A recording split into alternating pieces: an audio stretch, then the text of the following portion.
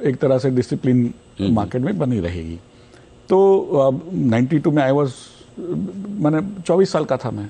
अच्छा।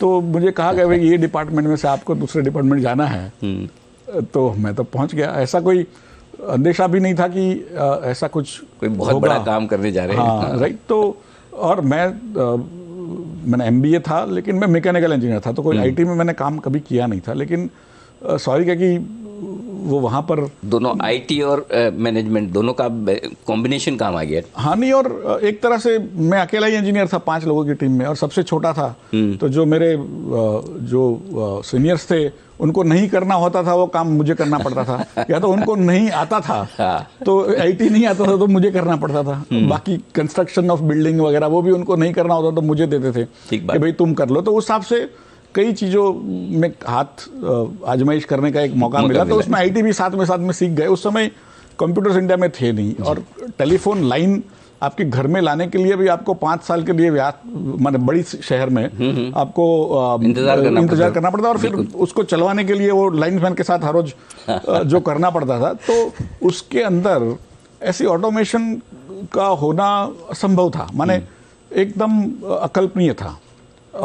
और पब्लिक में ये चीज़ को चलना, और उसके पहले ही OTC नाम की एक संस्था बनी थी 1 साल पहले, और वो फेल हो गई थी। तो लोगों को वो भी एक था कि ये जो ब्यूरोक्रेट्स बनाते हैं, बैंकर लोग ये सब एक्सचेंज बनाते हैं, वो चलने वाली नहीं है।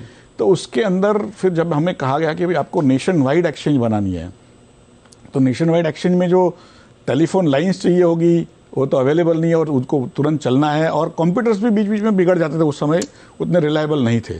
तो उसकी जो डिज़ाइन करना, और सैटेलाइट टेलीकॉम मैंने खुद ने डिज़ाइन किया, सैटेलाइट टेलीकॉम सिस्टम, वीसेट्स वगैरह। तो विश्व में कहीं पर वो ट्रेडिंग स्टॉक मार्केट पे सैटेलाइट पे नहीं होता, तो हमने एक तरह से लीपफ्रॉग कर लिया। और कठिनाई आई, लेकिन एक तरह से टेक्नोलॉजी भी उस मैच्योरिटी लेवल पर पहुंची थी कि जिससे हम इसको इम्प्लीमेंट कर सके।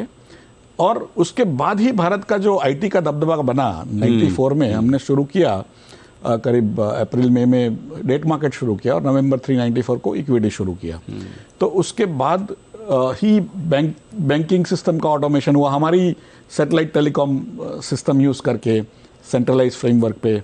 और फिर Y2K आया, जिसमें लोग NSE दिखाने लाते थे कि भाई भारत क्या कर सकता है।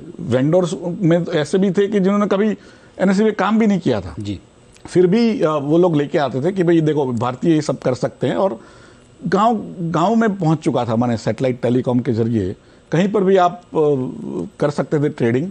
1-2 सेकंड के अंदर आपको ट्रेड मिल जाता था। तो सोचना बंद, एक्शन लो।